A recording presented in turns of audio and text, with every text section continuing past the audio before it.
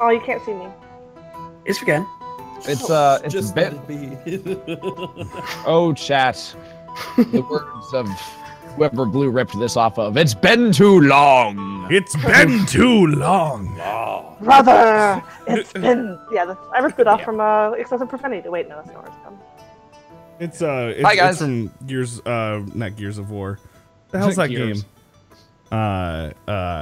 Metal Gear. Metal Gear 4.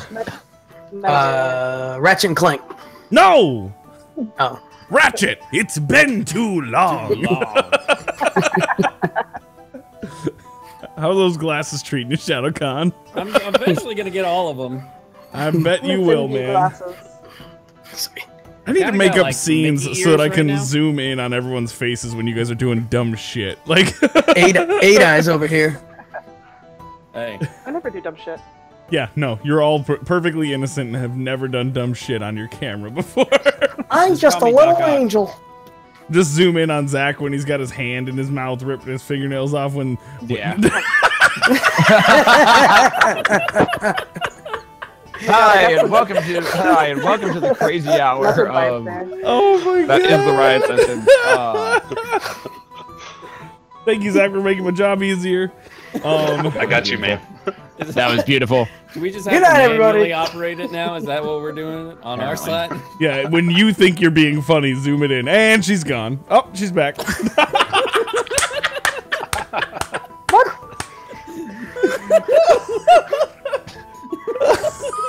So when you're just sitting there bored and you're like, I'm gonna be funny, just zoom in on yourself. Oh my god. All right. All right, we're gonna do the game now. I think. All right, I now think we're I'm starting the Hep game. Doc. Let's do the game. I like this game. Submarine. Submarine. Now, the real Hi question guys. is, as we're going to slowly, just like every now and then, just one click, and then you do another one. You're like, oh, it's no big You deal. go, hang on, guys. I'm gonna go to the bathroom and zoom in when you're off frame. So when you come back, you're a little bit bigger. Hi guys. I am your illustrious DM Shadowhack90. We're having too much fun. I'm trying to bring it in. Oh my It's not working out god, so we're gonna at some point.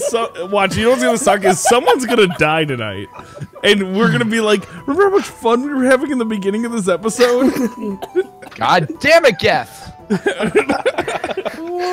He's back.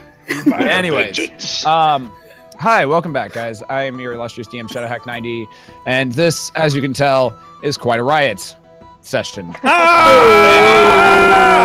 Yeah, dad jokes Didn't today. do I see what you did there. Hang on, real quick. I got yes. something. But don't tiss. I got the thing for this. I am the person. Who tells the story. Who helps tell the there story. we go. And Red sets X. the framework for these people to run around in, and we'll throw it down to the person whose channel we're on this week. That's Blue. Hi. I just wanted to see if someone else would talk. Oh, yeah, what's going on, guys? I'm the Blue Ranger. Welcome to my channel. This is live. This is live right now, unless you're not watching this right now, and you're watching it again in the future, which case it wouldn't. Anyway, It's not live. this is Dream This- deception. currently on July 9th. This is live. The future's future. Very future. Very future, very gaming. Much Future. future. I play Dryden Kell, the half-orc barbarian. This is the Riot Sessions, and we do this every single week, and once a month we do it here on this channel, and this would be my week for it. So, we're gonna pass it down to Miss Mexico over here. Hi, I'm Ramsbug. I play Jeska. She is a Dragonborn cleric, and I am in Mexico right now on business. Yay! I don't know who's who because my video won't load on my phone because Mexican internet. So whoever is on this side of me, There's no one on that side of you. Try the other side. this side of me. That's me. Yeah. Hi, everybody. I'm Codybedrock 36, and I'll be playing the human blood hunter Brontor Jordanian. Now let's kick it over to Shadowcawn. Hi, everybody. I'm playing Tonph Very Underwood tonight here on the Riot Very Sessions. I am a halfling ranger. Clamp your gob. And we're all excited to be back. We had a great time doing the live session, but we're here. We're doing this live session. So this is the live session on Twitch. Whoa, what just happened? With that, Unless you're watching a podcast of it, and it's not live. in the very future, yes. In the very we're live future. now. And that way. Check a look. That way. Sure. Hey, everybody. Oh, hi. I'm playing Leucis tonight, the Tiefling Sorcerer. I had to remember for a second. I almost said Geth. Aww. Rip. Hey, can you tinker Everybody's something real nice. quick for... Oh, wait. That was the most... Okay, real quick story. We're going to go through a recap. Is that included in the recap at all? What Riku? My mistake of assuming you were Geth? Oh, no, that's not included. So Zach's gonna recap here in a second last week's episode, which you guys missed because it was live. It is being uploaded to YouTube right now. We'll have it to you guys very soon.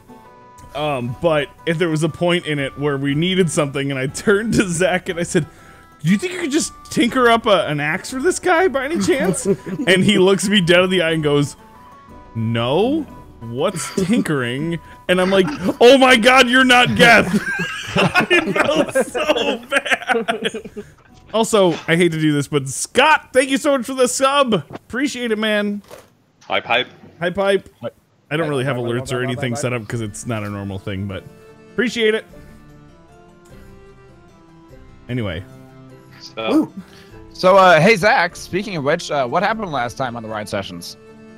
Last week on the Riot Sessions, our heroes ventured forth down into the Emberhide mines to discover the truth behind the monsters attacking the mines. Our heroes were greeted with a few Rathar to fight at the very entrance. They valiantly fought off the abominations and decided to explore the mines further. After venturing down a side tunnel, they heard a slight shuffling coming from deeper down the tunnel. Our heroes hid and peered through the darkness. They found clambering forth through the tunnel a horde of zombie-like creatures. Our heroes sprang into action, felling several of the foul walkers before seeing more of the clambering monstrosities moving forward to greet them. This week's Riot Sessions brought to you by Mirabar's famous Daymantle's Inn. Rest and prepare for your next adventure, whether it be pre-recorded or live with us. Well done. Well done. So... All right. This is like the messiest intro we've ever done. It really is. It's pretty bad. Yeah. It worked. Anyways, diving in and coming back into this evening's session. As the dust settles from the remains of what used to be just a just basically a huge clout and just group of undead creatures that seem to be walking towards you in this very dimly lit cave and hollowed out tunnel that, oddly enough, as you've been walking and as you've been going down it, there seems to be no debris, no leftover portions of where this tunnel was actually dug out. It almost seems as though the dirt was kind of just pushed and shoved down the tunnel to the point where it doesn't exist anymore. As you all are taking a deep breath and finishing, just kind of like recovering from the battle of undead that just happened, those of you with dark vision see coming down the tunnel almost as though it was following these undead creatures, something very quick, something larger. It stops. You hear a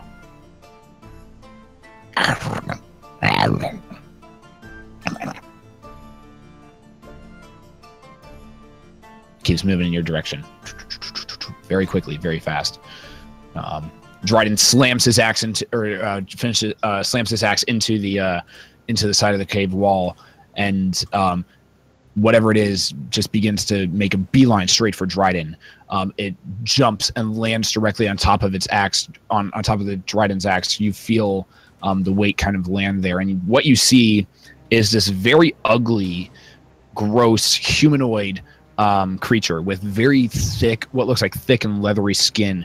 One of the arms that juts out from it has what appears to be like a giant just shield made of like taut skin. That's like the shield almost looks like it got implanted underneath its forearm. The other arm juts out and stitched at the shoulder. It is actually 3 different arms that seem to jut out. One almost pincer-like. The other 2 seem humanoid and like fist and almost like, or sharpened spear, like fists, or the other one, and one almost more like a sharpened claw of some form. The mouth ends up opening in this very weird alien type way, splitting open at the actual down here at the actual shin line, and just ripping open, teeth sharp and razor like just jutting out from it as it lets out this sound, and spittle just going directly straight into Dryden's face. It's just crouching there on your blade. I would like you to roll initiative.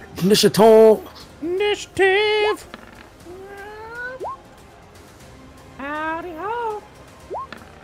It's a good start. Yeah, not bad. Start.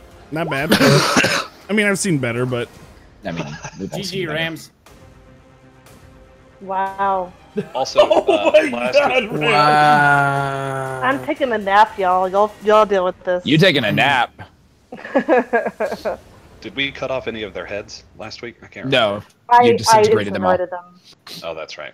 Damn it. yeah. Jeska's been a real team player lately. I do not like undead. I'm sorry. Yeah, but Not they're worth sorry. You also don't like money. It's cool. I don't like money. We do. You do like Well, killing. you know, You like killing To in each their own. masses. I don't like killing. I mean, I like I mean, Well, if- you're doing a pretty damn good job at it. I think I'm you've got good. you might have the highest body count in the entire group, Shut up. including a giant, might I add. She might have the highest body count. That's very true. All right. All right. Spit everywhere from laughing at that. GG's. Are you a 3-armed, toothed, razor-toothed dude who spits out stuff too? I'm just trying to learn how to do that because it seemed like such a Wait, I'm not on the valuable board. I skill. forget how to do it. Every week. Okay, click on the. Look, I did it. I did it. You can't go every week because inevitably I go, hey, Dryden, you have advantage. You haven't done that in a while. You haven't done that in a while. Thank you. The Hey, only time I Ray, didn't make do sure it you're was right. last week, and that was a live session. And I was She's on the fine. board as well. Oh, All you right, can't see. Tom has adopted the size of a rabbit now.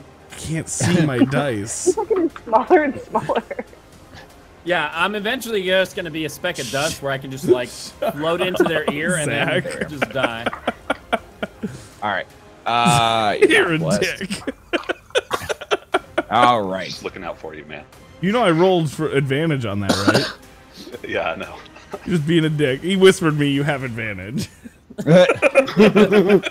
Sounds about right. Sounds about right. All right. Top of the round. Leucis, you're up. Boom. All right. I'm gonna get in front of Tonph here so I don't annihilate him. Cool. I appreciate it. That sounds amazing. And I'm gonna throw a chromatic orb at him. Yeah, go for it, dude. Lightning bolt. Healing. Lightning bolt! Lightning bolt! 14 to hit. What's the save? It's just 14 to hit. It's a spell attack. Oh, it's just a spell attack. Oh, okay. Yep. You conjure the chromatic orb and you thrust it forward, right at it. As your hand creates the motion for the arcane sigils to actually be able to form the chromatic orb, its head doesn't really seem to notice you, but as soon as like the acidic smell starts to come out off of the orb, it and you thrust it forward, and its head and body just lean back out of the way, the orb going crashing into the actual wall itself behind it.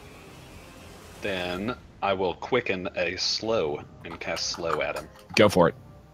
Perfect. And so it is 14. Yeah, it's a 14 to save, but I think it's wisdom. Doesn't matter. He rolled a natural 1. Nice. So he's slowed. He is slowed for sure.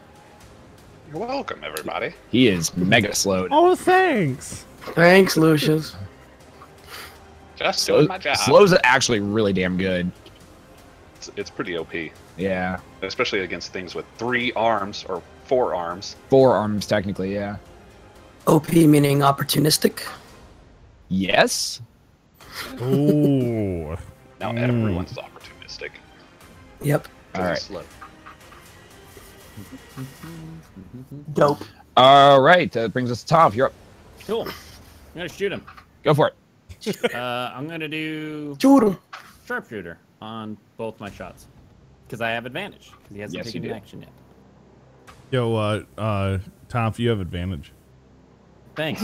I just said it. But I appreciate you chiming in.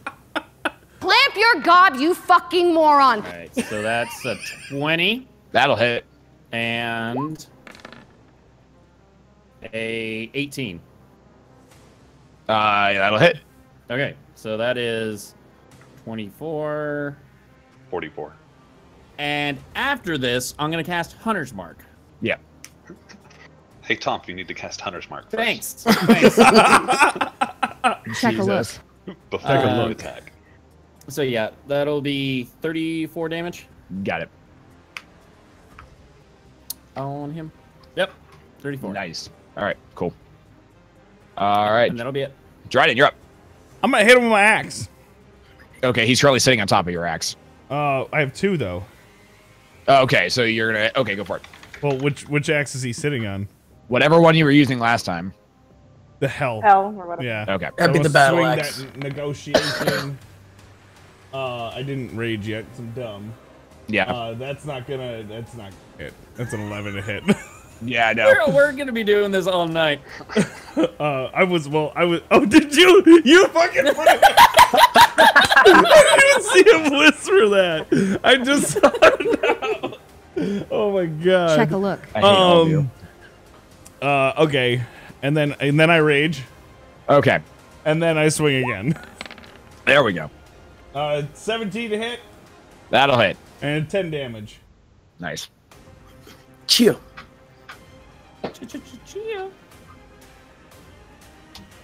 All right.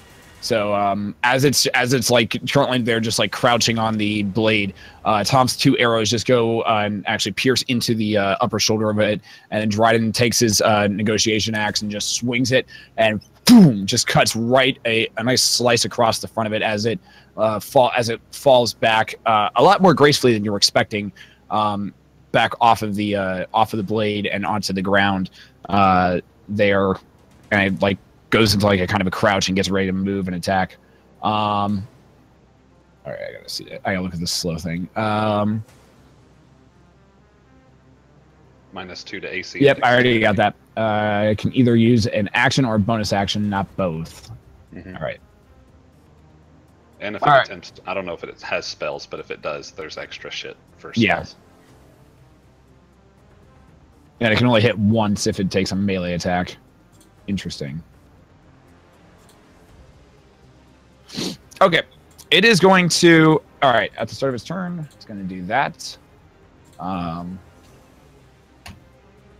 So as soon as Dryden finishes slicing across it, you watch as like a little speck of like black blood just goes splattering across the cave wall. However, you watch as even though the cut was deep, you watch as it begins to like slowly stitch itself back together.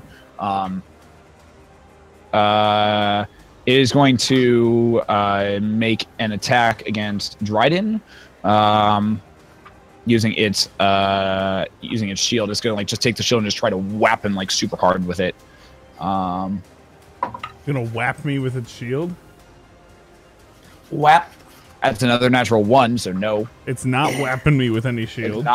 Nope. It goes forward. It goes forward, but it's in super slow motion. It just like Dryden, you're able to just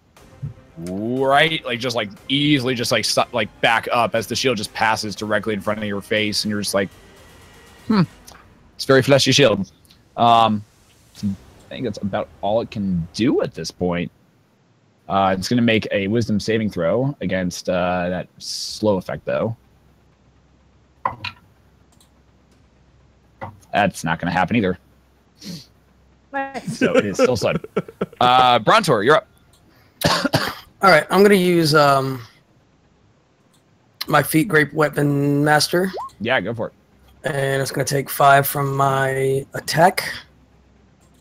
So let's roll for the Warhammer, which I'm going to also put on my Crimson Rite and Cleansing Rite. All right, are you moving up into melee with it? Yep, I am going to do that. Cool. It's right now. All right. Good. And let's roll it. I like it. I like it. 18 minus 5, 13 to hit. As you go in and try to hit the thing that's moving super slow, the movement and the smell of you just like immediately catches its attention, and it is able to start moving out of the way, but not quickly enough. You hit it, but you feel as though like the hammer almost seems to like kind of bounce off and skid off the armor, its hide armor, seemingly not doing any damage to it. All right, same thing. Yep. 18 to hit. 18 to hit. That will hit. Oh, so you're not adding the... no, I'm not. Can you do that on the second attack? Not on the second attack, no. Okay, so yeah, just the cool. regular attack. Yeah, 18 will hit on that one. Sweet. So 6 plus 1d6 plus 3.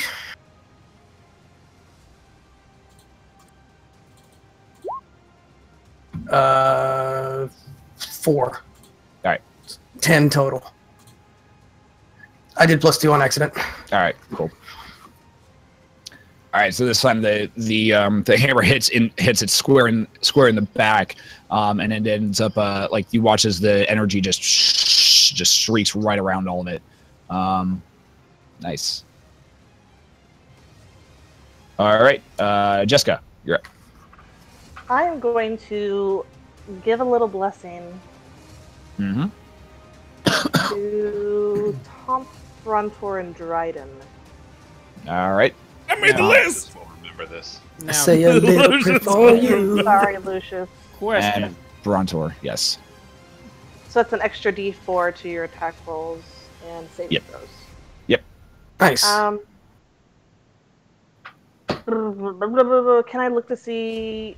Because I forgot last fight. So can I look to see if anyone is looking hurt? Nobody seems to be really looking hurt at the moment. Okay. Everyone seems to be everyone seems pretty all right. And that's it. That's all I'm gonna do. All right, cool. All right, top of the round, Lucius, you are up. All right. Is his mouth open? Has it remained open this entire time? It is constantly like letting out these doing? these guttural like screams and yells as it's getting hit, and like you're watching as like some spittle is getting like thrown around as it like is getting hit by your allies at this point. All right. And are there any rocks around that are about the size of his mouth? Make a perception check. Boom, boom, boom, boom, boom, boom, boom. Make an Perception. assessment. Make an assessment. 14? Yeah, you look down and you're able to find like one that like looks like it probably would fit more than likely.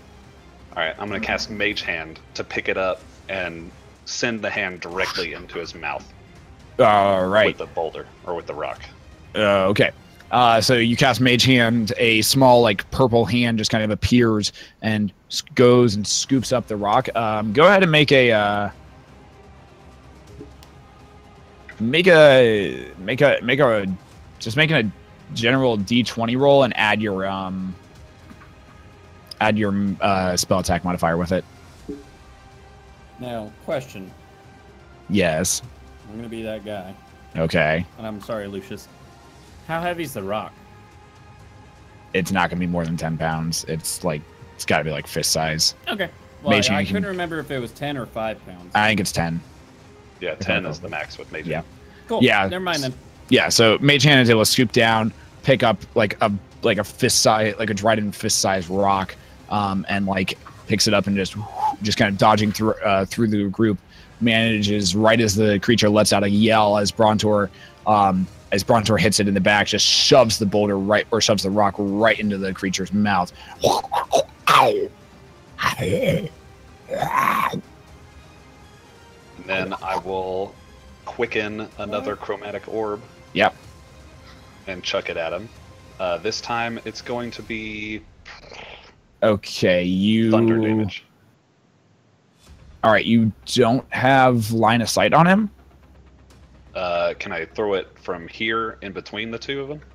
I'd say yes, but it'll be with disadvantage. Disadvantage. Now, Go ahead. do friendly players affect? I mean, we've been shot through. You guys have been shot before by this isn't a game where like. Wait, who's been shot by who? Nobody. I'm sorry, I couldn't help but overhear this conversation. I just wanted to make sure I was hearing it right. I have no idea what you all are talking about. All right, then can I use Tides of Chaos to negate the disadvantage?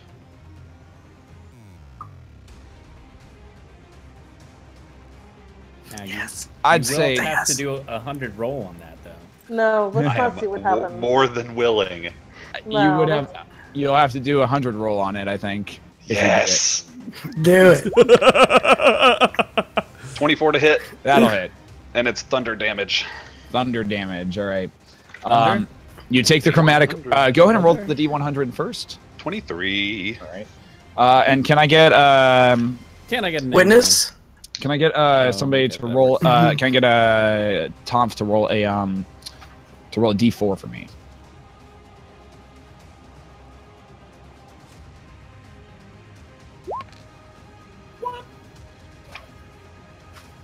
Okay. Yes. That's the answer you're looking for right I now. have to go to the book for this one. Ooh. Tonph with the old Critty Magoo. I'd say there's about a 1 in 4 chance of that happening. Cast this spell. It's too much math for me. 33.3. When you combine the 1 1/4 chance with my 33% chance, you get a 62 and 3/3 chance of success. The 3/3 is what really sells it. That's when you know you have a real good fighting chance. That's right. If you That's combine my sacrifice. 75% and the 66.33%, Shit. Okay. that gives you 142% of me kicking your butt. I'm the dude disguised as the dude playing another dude. All right. Check a look. Check a look. What do you mean? You people. What do you mean? What's your spell save DC? Lucius. 14. Okay. Okay. Oh, this is gonna be interesting. Uh-oh. Let's hear it. Shit. All right. That's So- why I rolled a sorcerer. All right. So you take the chromatic orb and you conjure it, and you feel this like kind of like almost like air compression sound around it as it begins casting, and you know that if you try and cast this right in between your allies, you might miss them. So you immediately conjure and focus on the form, like on the different tides and magical energies of chaos. You throw it forward. It goes.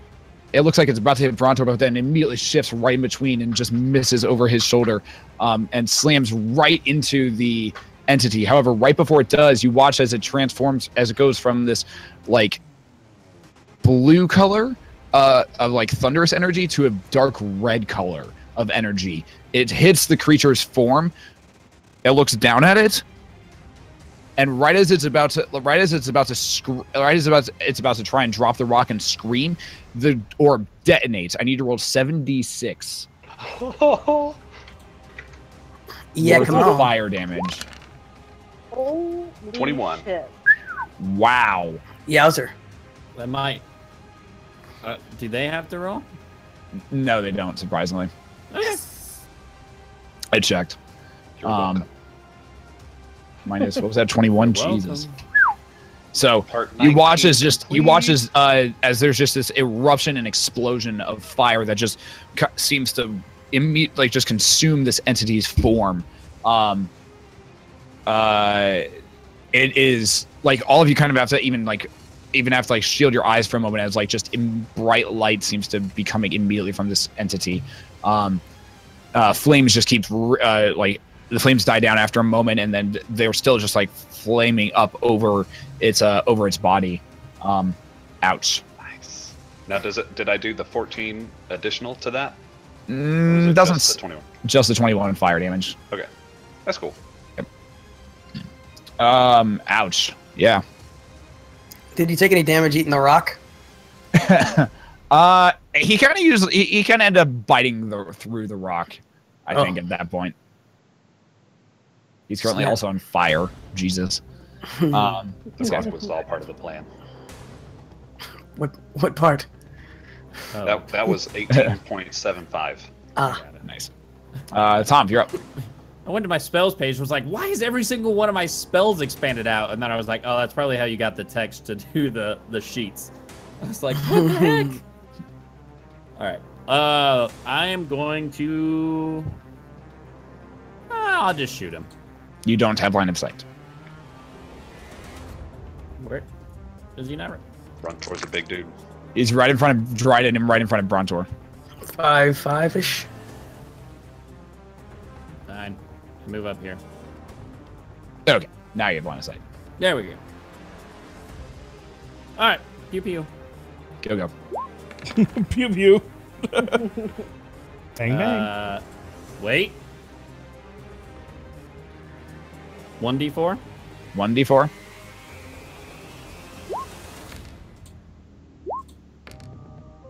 So, and a 14? Yep, 15 and a 14. The 15 just hits. Cool. All right, so that'll be 10 and 14 damage. Nice. Yeah, come on. Pew pew. Yep, come on. You shoot 2 more bolts at it, and they both just go careening right into its chest cavity. Dryden, you're up. I'm up. I hit him with my axe. Yeah.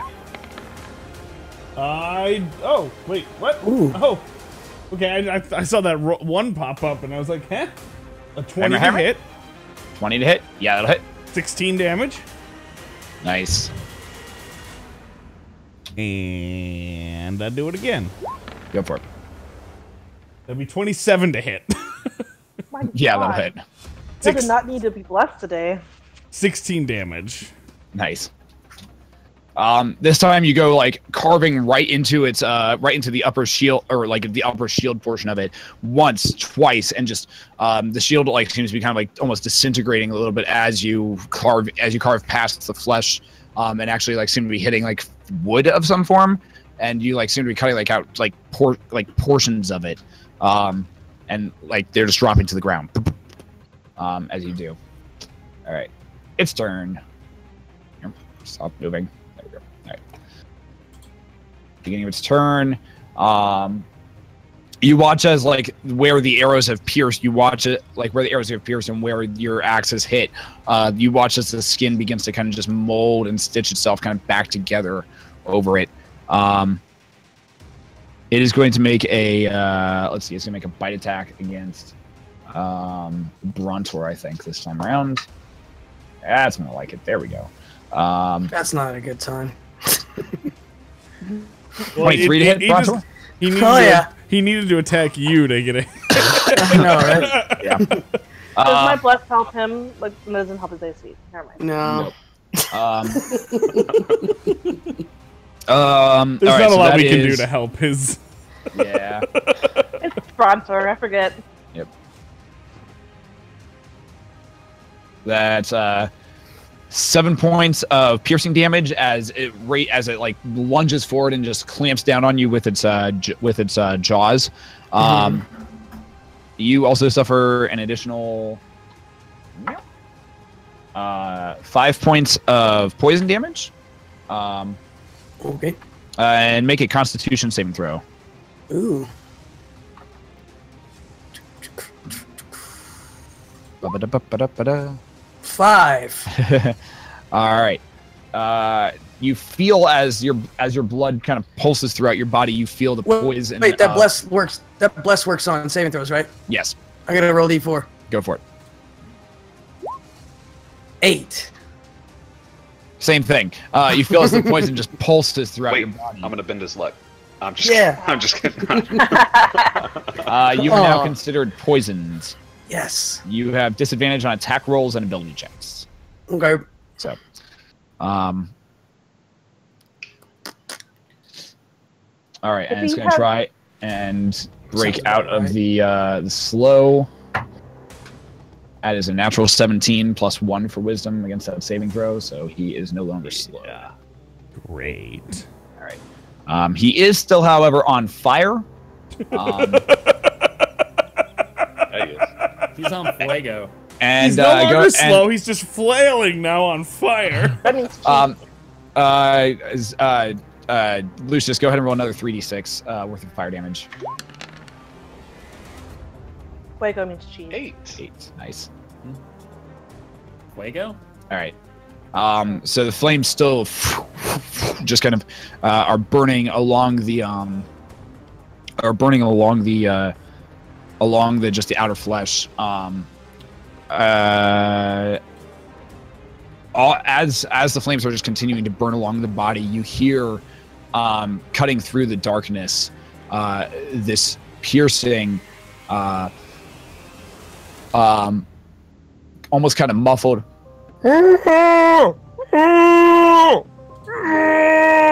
screaming type sound. You watch as the creature just looks at you and once again its jaws just open up and it lets out one of those terrifying screeches again. This brings us to Brontor. You're up. Cool. I am going to swing at him with my hammer again. All right. Today. And I have disadvantage, correct? You have disadvantage on it. So roll 2 on each one. Yes. And take the lower. 17 to hit. 17 will hit, still. Oh, no. Sweet. So 14 plus 1d6 plus 3 plus 8. So 22. Nice. 4 crits. Very nice. And then a second attack. You had to say something. You had to say something. So as the first attack, just wait, roll your. Oh, lucky. Your bless. That's what I meant. Yeah. Plus. That's what I meant. 13. Yeah. As the first hit just slams into the head and just almost kind of whips it to the side really hard. The cold damage almost freezing part of the face. The second attack you go to swing, one of the hands actually just reaches up and grabs the pole that you're swinging with and just throws you back as hard as you can. You feel the poisons continue to pulse throughout your body. Nice. Go ahead and you can make your go ahead and make a Constitution saving throw. Okay.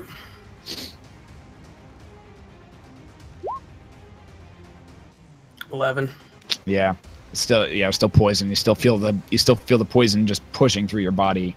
Jeska, you're up. So how far back did I go? You just got shoved back. You didn't actually get thrown back 5 feet or anything. It was just just a push off, okay. getting you off of him. Okay, I'm going to go over to Brontor and do a slight shoulder massage while I do lesser restoration to remove his poisoning. All right. Yeah. Yeah. Yep. Cool. And then my bonus action, I will do Healing Word, which I will now rename as Healing Brontor because I use it a lot for him. And I forget to roll for that. Fitting. I forget if it's the 1d4 the 1d8. Let me pull it up here. 4. 1d4. So I'll do it at a second level and do 2d4 plus my spell casting modifier, which is 4, right? Yep. Whoa! Did that just happen? I know. Mexico. Damn it, Storms is gonna stop watching now. So you get 10 back, Brontor. Yeah, come on. Thank you, Jeska. You're welcome. Thanks for the shoulder massage. The shoulder massage. Leucis. Shoulder massage. All right.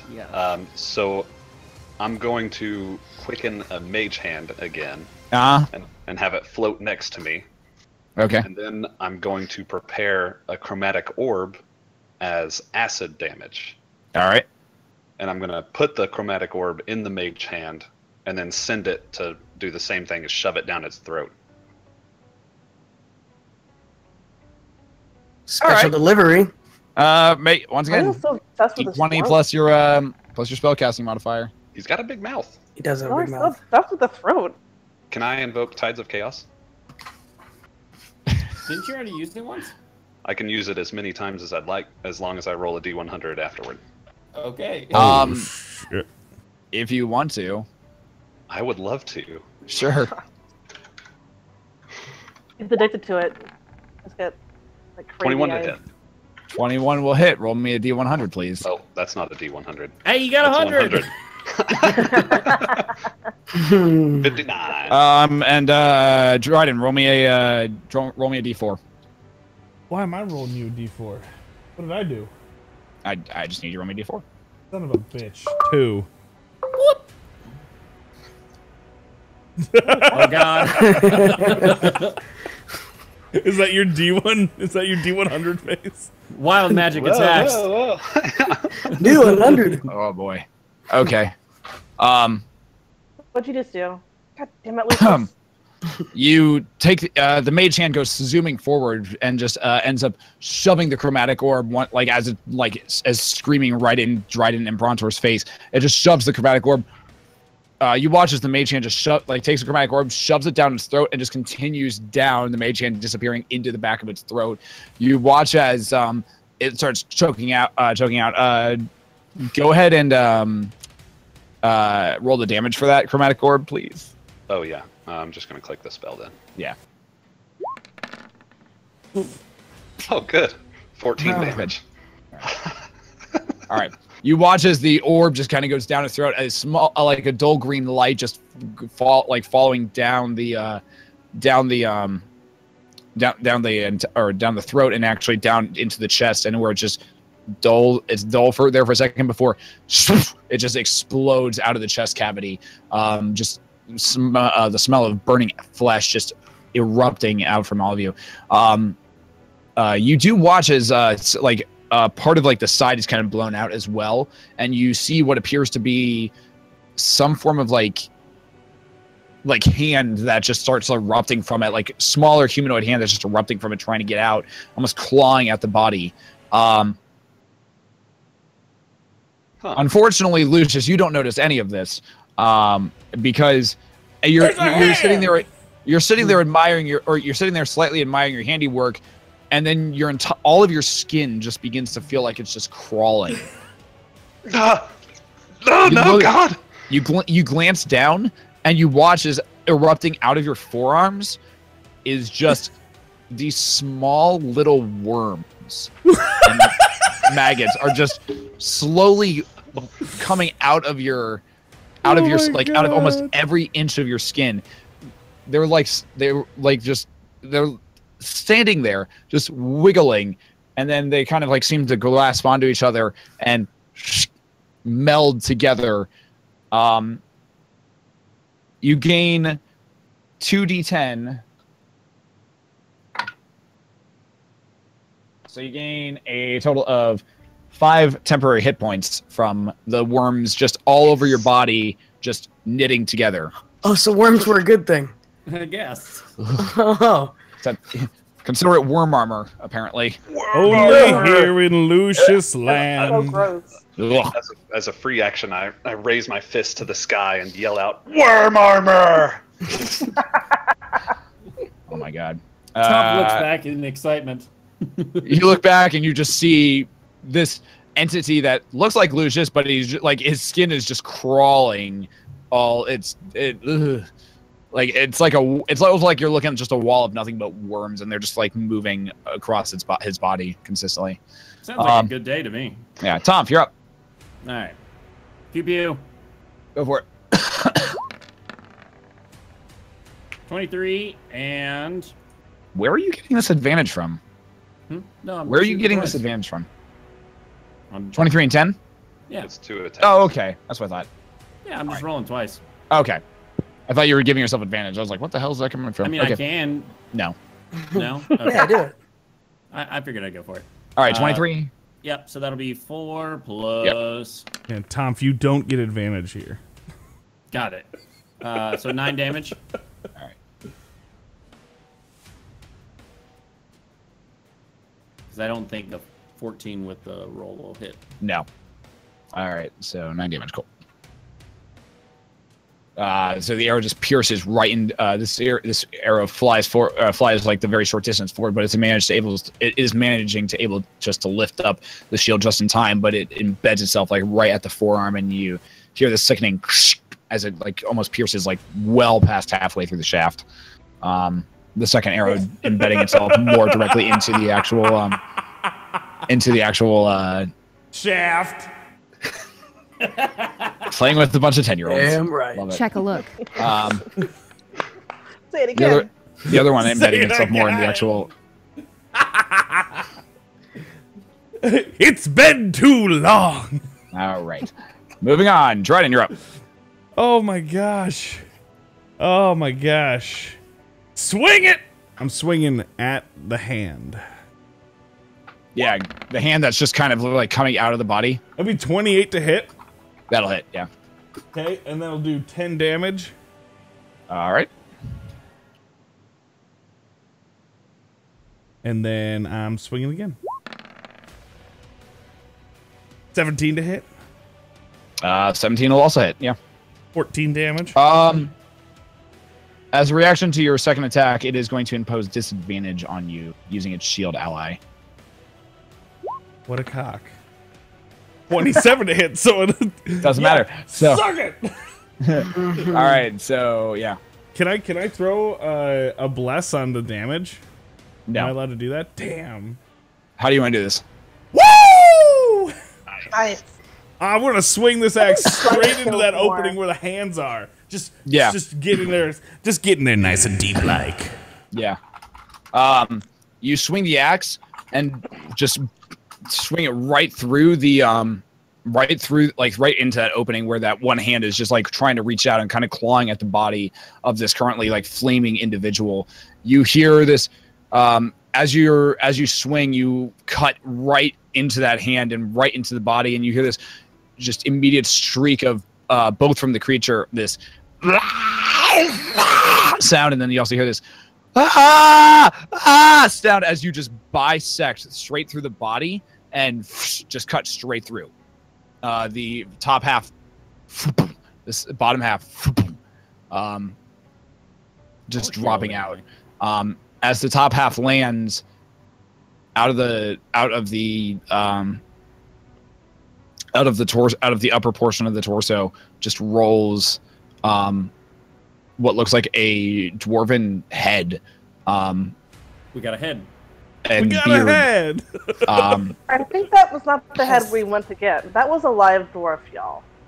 No, he's pretty dead. Yeah, he's pretty dead. Can you prove he was alive? So Jeska we don't want runs over and tries to how do we know how this works? Can I mend a human body? I can try to hold the head back on top. Why do you always try to put things back together physically, Brontor? Brontor, no, I got this. I take out I like to see how things work. I take out one of my arrows and I stick it right in the spine. Yeah. No! And then stop, we stop, can stop, And then the head put it on top. Yeah. And then it'll stick. Yeah, we're And then good. you can do your thing and heal him up. Dryden walks away. Yeah.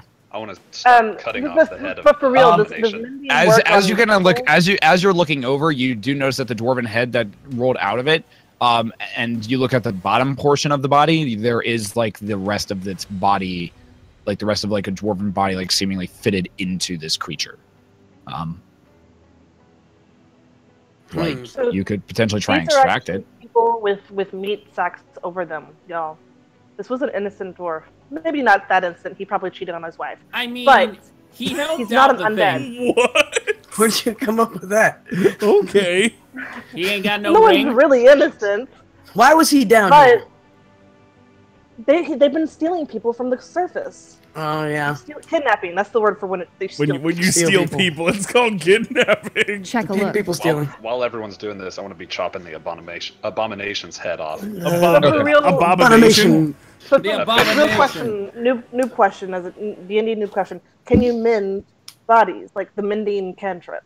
You can try. No. Well, you can try, yeah. I think they already figured out a way to do that with an arrow. Yeah, we could put it back together with Yeah, the we arrow. nailed Like, it. give him a brand new spine and everything. Yeah. Um, Look, his neck's pretty rigid. Look, it doesn't bend at all. Stop it! Stop desecrating it. I take the 2 halves and I do the right side. it would mending wouldn't really be, I don't think, applicable in this situation. Because that's more for specific objects. It's like, you That's know, what I thought. Like fences. like But more that repair like arrow in small his neck is repair like small pristine tears. now. Gotcha. So I just take the 2 halves and I do the rights of the dead. Okay. Yeah. See if he's got anything on him. You begin doing this, and as Tonph is like still trying to like ferociously like shove an arrow down his neck. Stop it. Um. Stop desecrating the dead. I want to see if there's anything on his person. Yeah. You look around on his person, and you find like some sackcloth that is like covering his body. A rope that like is acting as like a belt. Anybody want some rope? I take the rope and put it into the hole, along with the head of the abomination. Okay. All right. Yep. Now, how long does that? Did you say it has to be 15 minutes, or it has to be alive for 15 minutes? It basically That's my you set. suffocate inside of there. Gotcha. So I mean, if you're already dead, then Yeah. If Gotcha. nothing else, it'll keep the head nice and fresh. It can't rot if there's no air down there. Yep. that's true. Cool. Moving on. Okay. Moving on up. Or we're Oh, So I want to examine the thing, see if it has anything valuable. Doesn't really look like it. It's just a sack of meat and flesh at this point. It is missing a head at the moment. Okay, I slam my hammer into its body. One more Wait, time. did Dryden cleave off one of the arms, perchance? No, he did not. Oh, okay, never mind. Were you wanting a third arm? I mean, who wouldn't Did want a third arm? It's a good Does point. the actual meat sack have like organs as well, or is it just like skin and muscle? Are Is this you meat taking a soup? minute to investigate it? I do want Investigate to it. investigate it. Okay. Yeah. Make an investigation check then. Ooh. Ooh. How do you do it? It does appear to have some organs in it, but they seem to have been like moved around to make room for this other individual that you have pulled out of it. Body Cool, in okay. a body. Bodyception. So guys, So do they like dissect him just right there? I want to Everybody rip out a random organ and put it in the hole. I want to watch. You rip out what you think is one of its hearts, and it's like it's black. It's like oozing. It's like oozing black, like ichor and blood from it. The blood is not red. You just kind of and compared to like what like most creatures' hearts have, this one seems to be a lot larger than like what you'd expect it to be. It's almost like as though it has like a few extra valves and a few extra chambers to it. So Oh, it, it couldn't fit in a cup. Probably not. Oh, never mind. Depends on the Oh, cup. heart. He In the put a hole. heart in a cup. Put it in the hole. It's a heart in a cup. Put a heart in a cup. We really need to be careful, guys.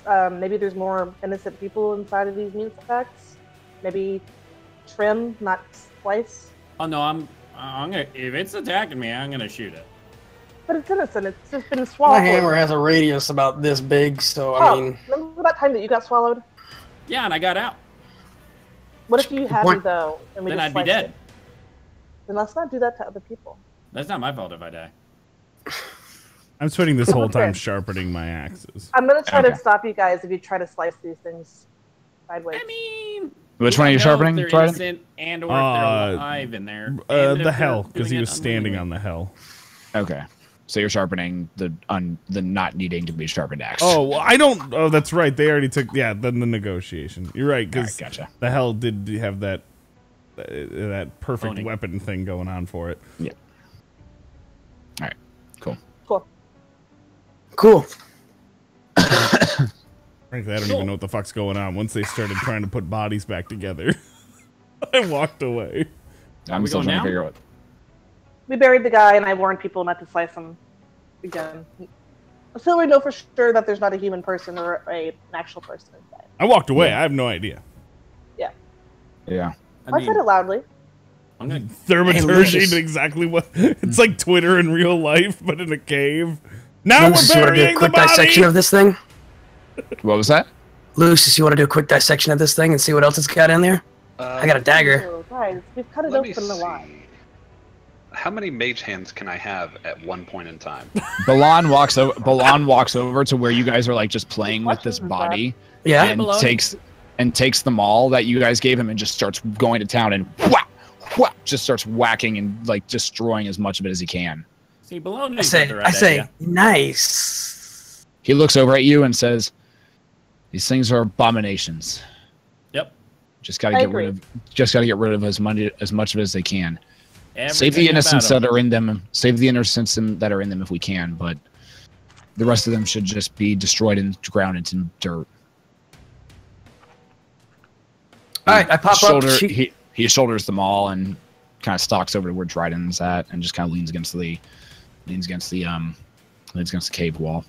Okay, I pop up, sheath my hammer, like, all right, let's go. Yeah, Onward and upward. We're going downward. Yeah, downward, onward and downward. We were already Forward. upward. Let's keep moving. All right, so you guys keep following the cave. Do I see them leave? Are they leaving without you, or are they? I walked away from them. Come on. Yes. Well, which way did you walk? Did you walk up You further down the cave, or did you walk back up towards the way you guys were at? Non-specific. I walked the way they're going. I'm just Okay.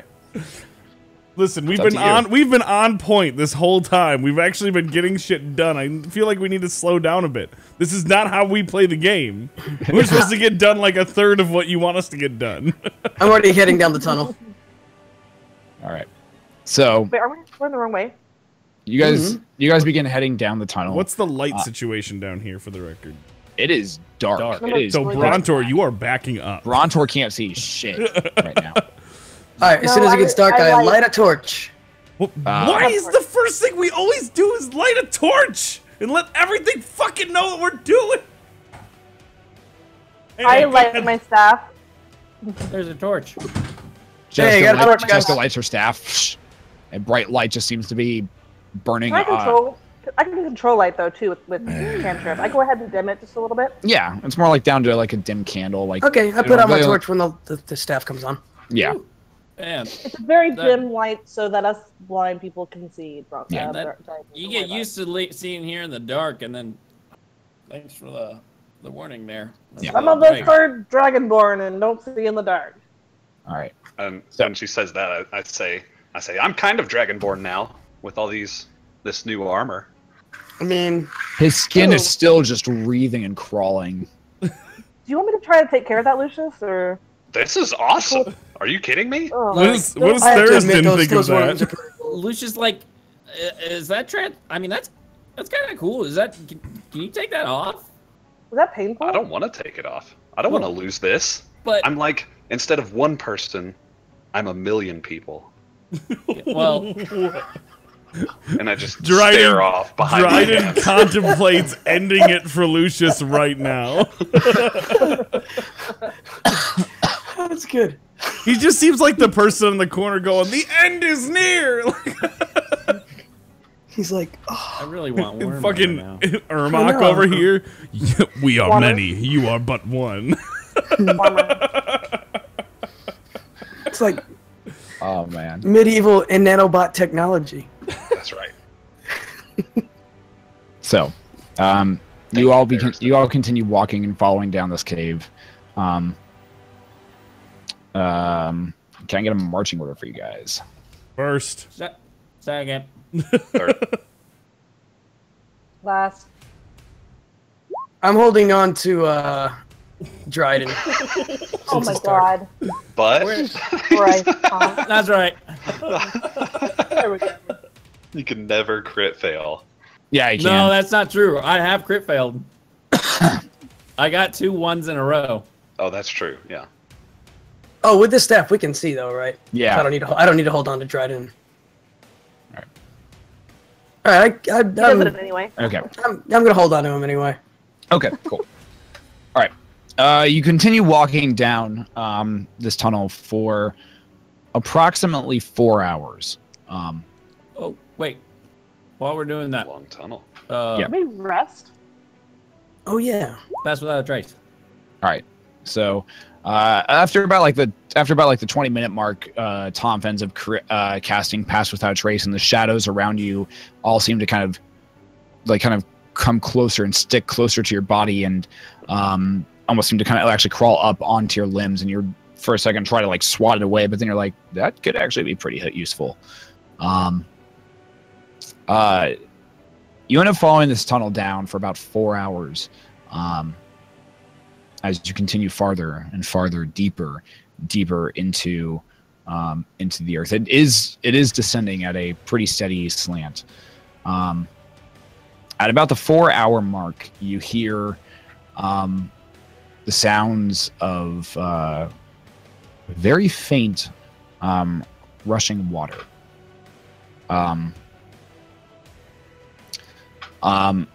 Ultimately, eventually, you come to an opening at the end of the tunnel, and the only reason you can tell that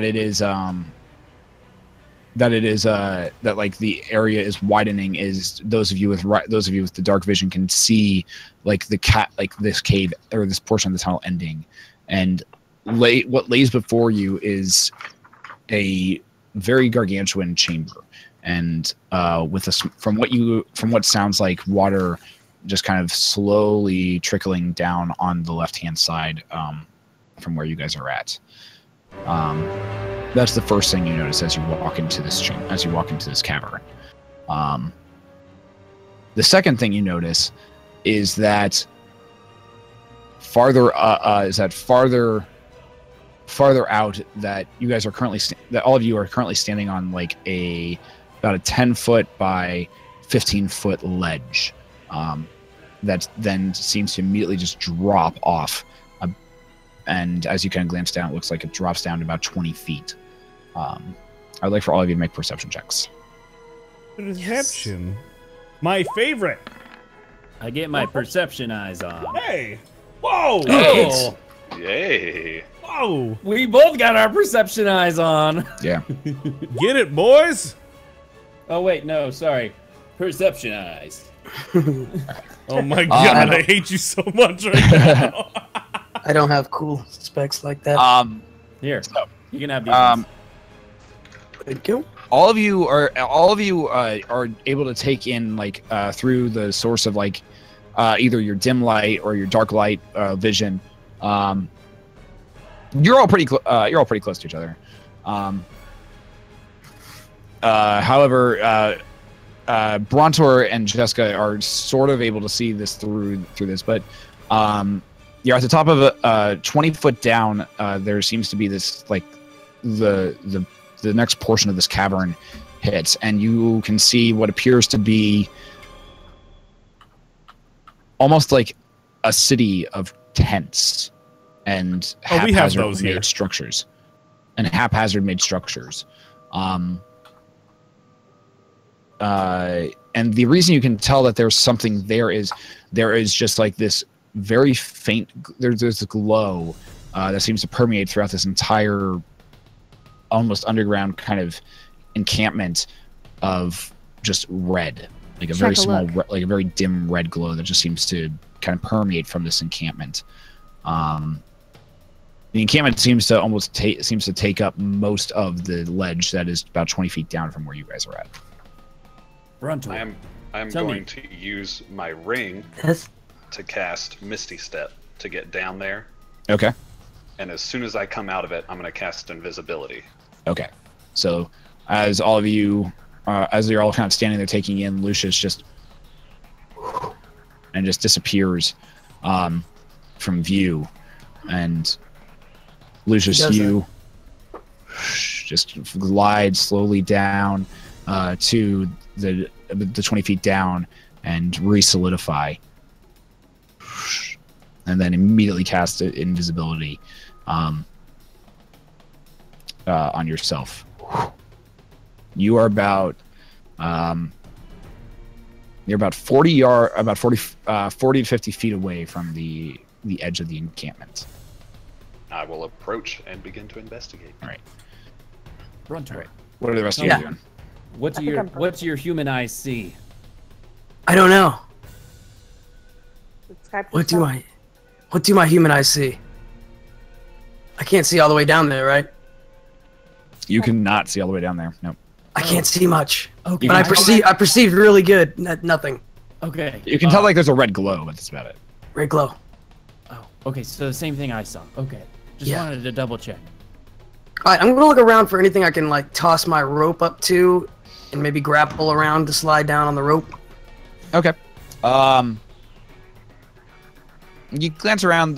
There appears to be one pretty decent-sized stalactite that's jutting out of the ground that seems like it would probably work. Okay. That you could probably tie the rope around. I have 50 feet of rope, so yeah, I'm gonna tie it around that and slide down. Okay. Doing the whole rappel thing like a cool. Yeah, make a dexterity check. Make a dexterity check to see if you can see how well your knot tying skills are.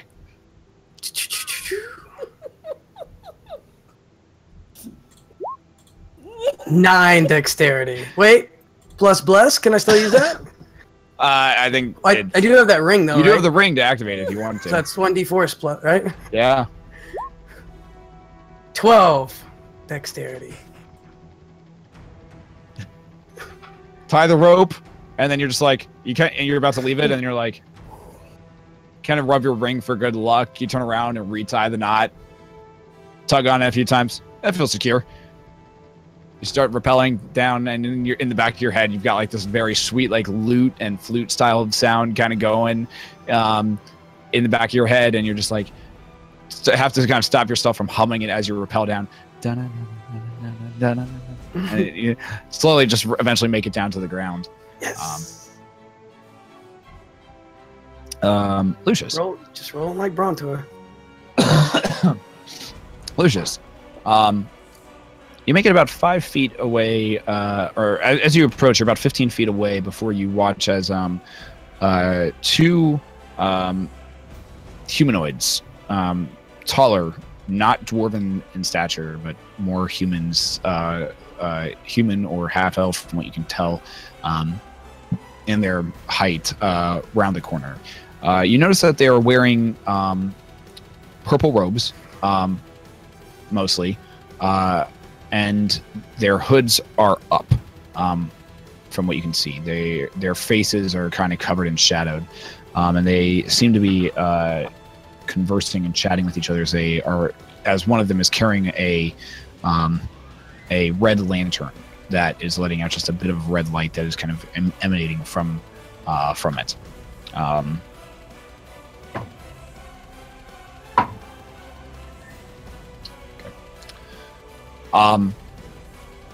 Leucis, I would like for you to make a stealth check.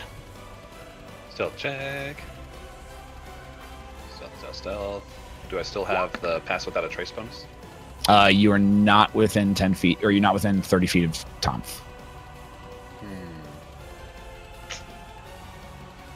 You know, I'll take the 10. Do I get advantage because I'm invisible or anything? You do get advantage because you're invisible. Okay. Yeah, there we go. Okay. I'm fine with that. Okay. So, you watch as they kind of round the corner around the encampment and seem to be just kind of walking. They walk into kind of just they walk within about 5 feet of you, and you catch part of their conversation. The next sacrifice is due to go down there. To go down there later today. I can't wait. No, this purple, is it the same Night Mantle purple? It is not the same Night Mantle.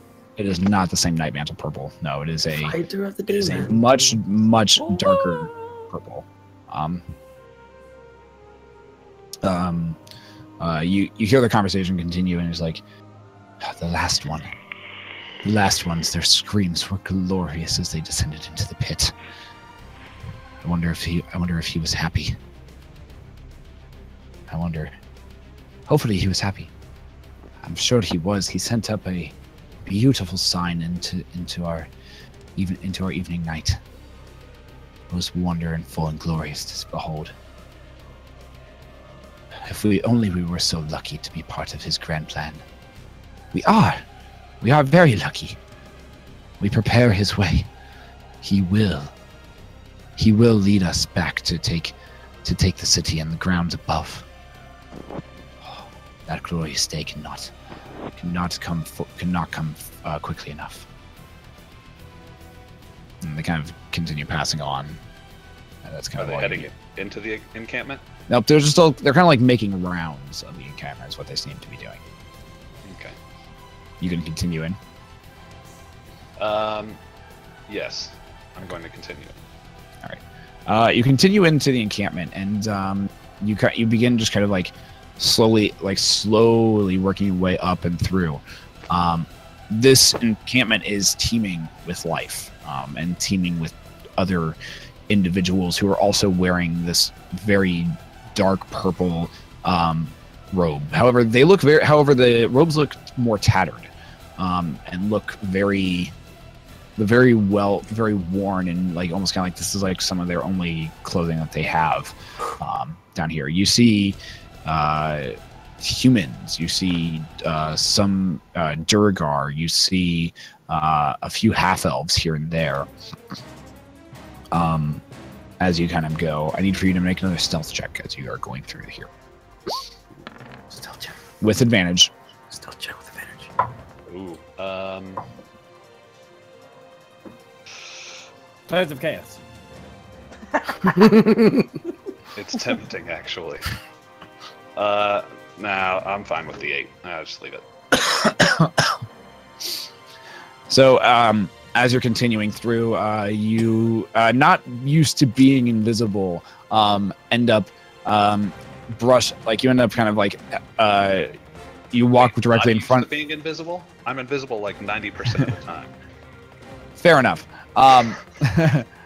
As you end up walking directly in front of like one of the tents, the tent flaps go flying wide open, and a pair of individuals pass directly behind you, and you manage to have to like kind of like do one of those like quick little hop steps in order to get like past it, and your tail just doesn't quite make it past enough, or quickly enough, whereas where they end up like kind of brushing against it, and one of them kind of trips for a second. It's like, what the hell was that?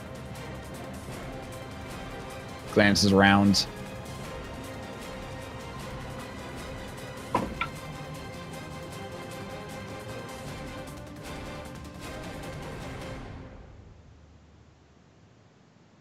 Jorah!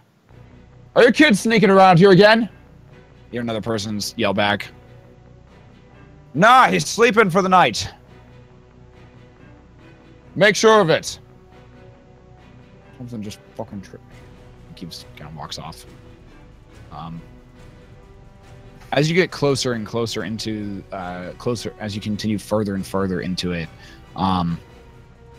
you crest to what you can only imagine is probably about the midway point. Leucis, where the hell are you? You hear a voice come over your earring. I'm not going to respond. Okay. As you approach the center of this encampment, you see what appears to be a raised platform about 15 feet up. It's about a 15-foot raised platform off the ground, and it is it's wooden in construction, and from what you can see, there's a few there seem to be a few individuals just kind of standing on top of it, and closer to the ground, there is this what appears to be this makeshift like cage, of like made of like iron and other metals that seem to be constructed together to form this like cage, like this like almost cage area underneath it at this point. Cages. This is kind of more of a clearing, kind of like an opening in the encampment at this area. There's still a lot of people walking around, like walking to and fro, but there appears to be at the cage. There's two of these robed individuals who are just standing there, just kind of heckling and talking to someone inside the cage at this point.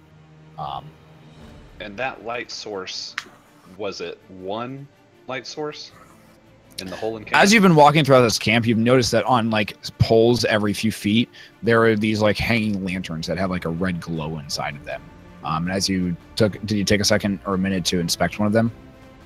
Or sure, as I was walking past, just take a quick glance. It seems to have like some form of like red stone that's just set inside it. It's just the stone's like emanating some red glow, like this red glow to it. Gotcha. That's fine. And so the raised platform is behind this cage. The cage is on the floor level, correct? Yeah, cage is on like the floor level. Then there's like this raised platform that's got stairs that go up to it. And as you look, you can't quite see the top of the raised platform from where you're standing at. But there appears to be like some like there seems to be like a post that sticks up on the side from the side of it, and then seems like jut close, like over towards the other side of it, like almost creating like an H, like almost creating like another, like a giant like H thing, if that makes sense. Gotcha. Kind of like this. And those two that were patrolling, they're at the end of the camp, correct? Yeah, the two that you overheard were back at the other side of the camp, but there's just people passing back and forth all over this area right now. Right. There's two at the cage, and then there's like four that seem to be kind of just four from what you can tell within like this 2 or 3 minutes that you're just noticing. 3 that seem to just be walking along the top portion of the platform. All right. Then I'm going to head back to the edge of camp. Yeah. And I'm going to pull out the portable hole. All right. As you turn to leave, you watch as 2 more people walk. 2 more of these like robed individuals walk up, and in between them is what you can see a dwarven miner with them. And like underage? No, like a miner, like somebody who mines things. Gotcha. God damn it. It was a legitimate question. So, and they're headed toward the cage, correct? They're headed right towards you. They're headed back up this this path that you were taking, and they're headed towards like the middle stack. And there's people all around. Yeah. Like, I mean, there's enough probably for you to like dodge out, like probably get out of the way real quick, but that's about it. All right. Hold on. Let me read invisibility real quick. I just gotta. They're walking towards you. They're probably about 5 feet away, or probably about 10 feet away from you at this point. I'm gonna dodge out of the way. All right. So you end up just kind of like taking a quick sidestep out of the way.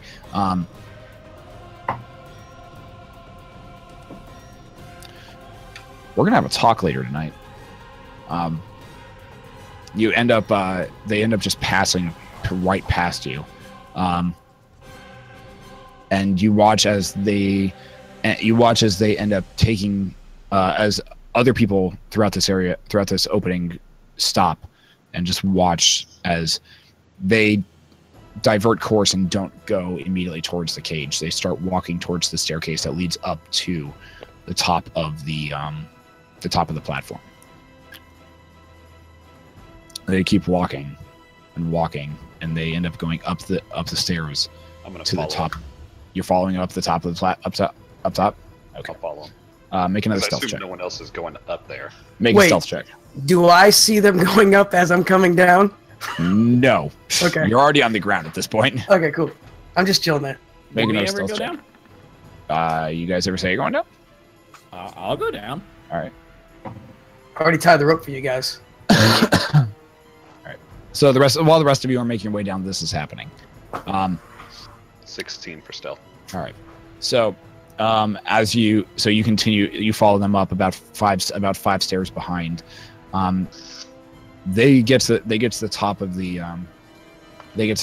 and as you're following down, the dwarven miner seems to be kind of like resisting and trying to shrug off, and he's like, "Oi, get your hands off me!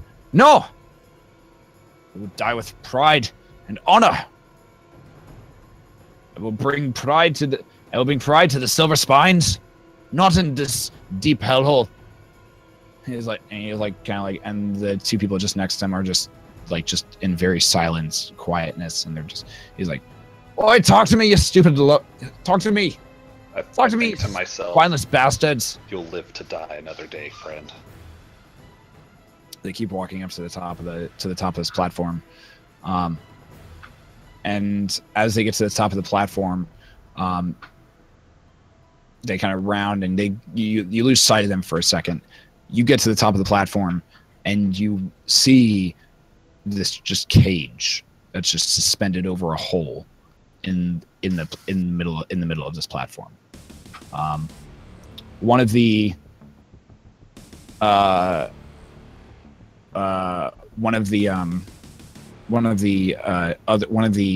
people who is at one of the robed individuals who's at the top of the platform, whose robes who seem to have almost a gold trim to them, whereas the rest have just been kind of this purple. This one seems to be purple but has a nicer gold trim to them. His hood is a little bit longer and seems to kind of bend and kind of runs down the back, runs down his back, and he also has this deep crimson mantle that runs down off his shoulders, down the front of him. He walks over towards the side of it, where now you can see a group, a fairly decent sized group of about 30 or 40 of these cloaked individuals have kind of gathered around and are standing just kind of gazing up at this individual. "My fellows, tonight we send another down into the depths, another down into the darkness, another offering to Resh. May Resh grant our offer. May Resh hear our offerings, hear our prayers, and grant us his power, his mercy, and his love upon us. You, our chosen sacrifice, you shall enjoy the trials and the torment that Resh has in store for you. Your flesh is but a prison that you will soon be free of. Bring the offering." And the group in front of the pillar and the beginning of the platform lets out this humongous cheer as the two robed individuals begin to push the dwarf forward, and the dwarf seems to be kind of resisting. It's like, "No, I don't. No, you're all a bunch of cowards, I say." And they end up having to push and shove him into the basket. That as soon as he goes in, he turns around and starts to rush out, but the cage door is slammed in front of him. The individual with the red mantle turns back and says, turns to the dwarf and says, "Your sacrifice will not be in vain. Now, so we will see you in." Real quick, is the cage suspended off of the platform, or is it above the platform? It's suspended off the platform. Okay. It's suspended so it's there's two beams that go up the side of it, off this raised platform, and then they meet in the middle, and then the cage is suspended from there with a winch mechanism up here that seems to come down over to this area. There's a hole. There's a hole that looks like where the cage drops down into through the actual platform. Okay. Alrighty. So the hole's in the on the platform or on the floor level? It's on the platform. You haven't looked down to see if there's one in the... Okay, so yeah, I want to look below the cage. I want to look to see what he lands on. I'm gonna need you to make a stealth check. Shit. Again. Tides of chaos.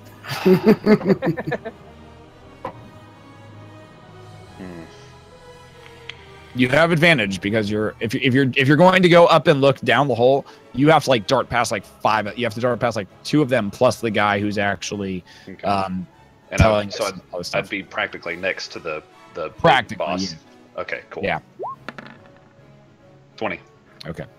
So you very quietly like slowly sneak up, and about 3 or 4 times you just feel underneath your hoof, the I can't do creaking sounds as the wood just like takes your pressure. Little farts, Shadowcawn. And you have to stop for a moment, and one of the guards looks over in your direction, looks straight through you, and just kind of looks around, and you move a little bit more as he begins walking in your direction. I want to flip him off as I pass him. You flip him off and just pass right by him. And as you get to the hole, the guy with the red mantle is beginning says, lower them down, and the cage shudders for a second and begins to lower down. It lowers down past your view on this top through the hole in the center, and as you glance down, you watch as it actually continues further down into a similar sized hole on the ground level. And how big is the cage? It's about 5. It's about like a 5-foot diameter. Okay. So it drops down, and the dwarves' yells begin to just echo up, and he says it's just like dwarven swearing, just curses just being thrown up. I've heard enough. I take the hole and expand it, and I throw it over the dude in the big boss guy, and I close it up, and I put it back away.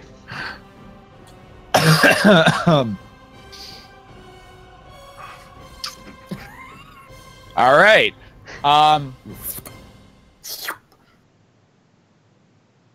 Make an attack roll. Did you just see that? I'd like to think And it's more add Skyrim your, style. What was that? What was that? Oh, Add your somebody look around. oh man, add your dexterity to this.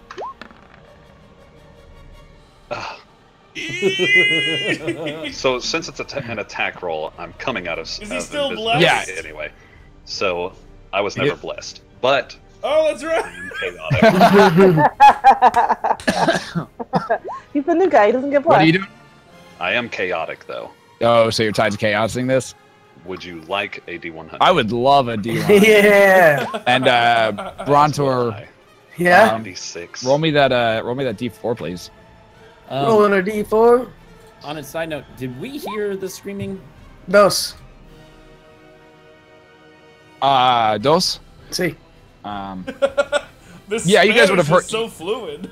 Yeah, you guys would have heard this. You guys would have heard the screaming as you're kind of like making your way down. Down. I this heard track. screaming. I'm gonna do Pass Without a Trace then and start heading All right. away. Wait, am I screaming? Yeah. Oh, okay. I hope you're not screaming. I don't know. No. I don't know what I'm rolling a D4 for. I'm not stealthy, but I want to go too. Come on down. Oh, hi, guys. Oh, hi, guys. Sometimes it's not so easy sneaking around a cave, so you just gotta walk up and be like, "Oh, hi, guys." What was the name of the deity that they were chanting? Resh was Get what they were Resh? saying. Yes. Resh. Yes. Spesh. Resh is what you were. Clash. I gotta check something here.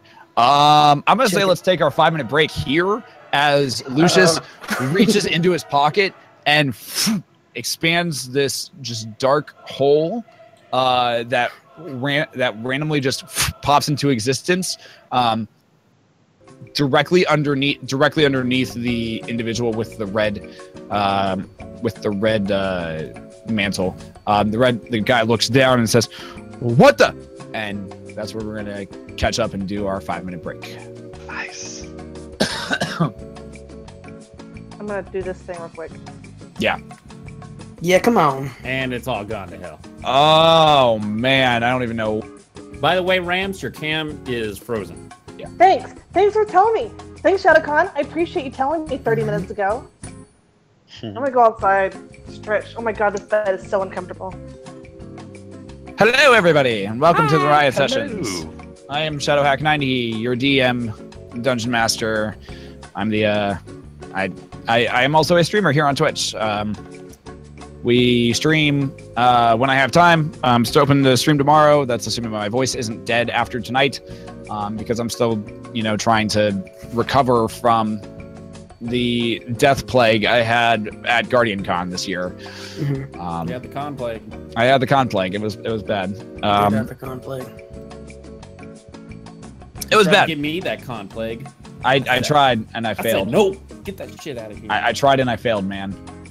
I kind of succeeded on giving it to Cody, but yeah, a little, just a teeny bit, but it wasn't that bad. I'll make out with Cody. I mean, hey, what happens on Mega Bed happens on Mega Bed. I mean, yeah, Mega you can't. Yeah, there's no. How's it rules going, in Tiger? How you doing? It was Conflict sucked. I honestly not like I had it day 2. It was horrible. Yeah, Mega Bed is Mega Bed. Mega Bed heals all. Mega Bed is love. Mega Bed is life. If I had con plague or if I had like jet lag, I couldn't tell. Yeah, so it was fun. But you can find me on twitch.tv/shadowhack90. We normally do Riot Sessions over there, but we are doing Riot Sessions over here this week because it's fun to do. It's fun because it's fun, and it's kind of like a way to spread Dungeons & Dragons to other people who maybe don't know about D&D or possibly just the Riot Sessions in like general. me. What are we doing? I don't know. This is some game. It's a role-playing game. It's something. I've enjoyed it so far. You roll dice. You move your mice. A lot of people get hurt. We're all mice now. Yes. Monsters get spliced. So that's who I am. You can find me at twitch.tv and I stream often and watch Twitter for when I stream. We'll throw it down to the person whose channel it is we're on this week. Hi. Oh, that's hi, you, Blue. Welcome. I'm the Blue Ranger. This is my channel. If you're one of the new 1,500 people that has come to the channel in the last week, welcome. I haven't been live. This is the first time being back live, and this isn't even what I normally do, but I welcome all of you and everyone that's subbed to the channel. Thank you. You guys are mega supportive, and everyone that's just here hanging out, thank you as well. You guys are all the best. I really appreciate it. This is my quick little moment to say hi to my chat for the first time in 12 days or whatever, so I'm gonna jump on that opportunity. But this is the Riot Sessions. My stream schedule's changed very dramatically starting tomorrow, or yeah, it is changing dramatically starting tomorrow, in that I used to do Monday through Friday, and for the rest of summer I will be doing Monday and Thursday, and that is it. And so that's just because I gotta focus on my health. I got this big old belly that I gotta work on. So it's kind of bad timing with the button going live and everything, but you know, life is life, and you gotta deal with what comes at you. I'm gonna throw it over because I feel like I never do this to Cody. I feel like I never toss it to Cody. Hi, everyone. And I don't know if Rams is actually there. Can you? I'm on, right? Yes, you can hear me. Yes. Yeah, I can hear you. Yes. You're good. Okay, cool. Yeah. Hey guys, I'm Codybedrock 36, and I play video games times during the week, Monday, Wednesday, and Friday, 7:30 p.m.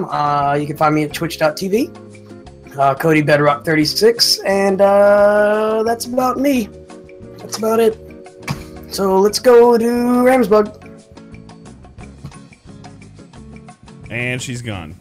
And back to Zach. Hey. I'm here. Aw. Aww. Aww. Well, hey everybody. My name's Zach. I don't stream.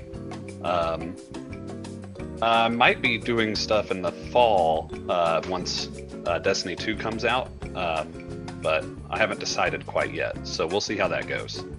But I've been having a lot of fun tonight.